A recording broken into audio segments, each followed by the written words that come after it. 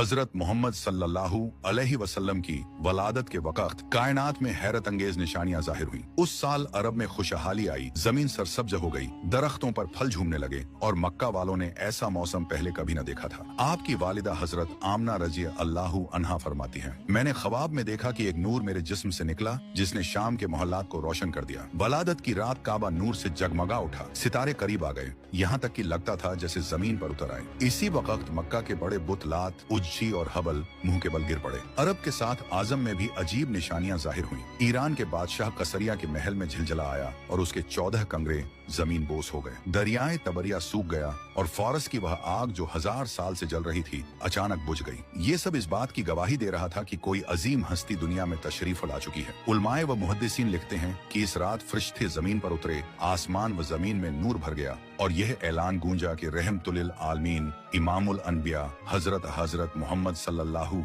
अलैहि वसल्लम दुनिया में तशरीफ ले आए।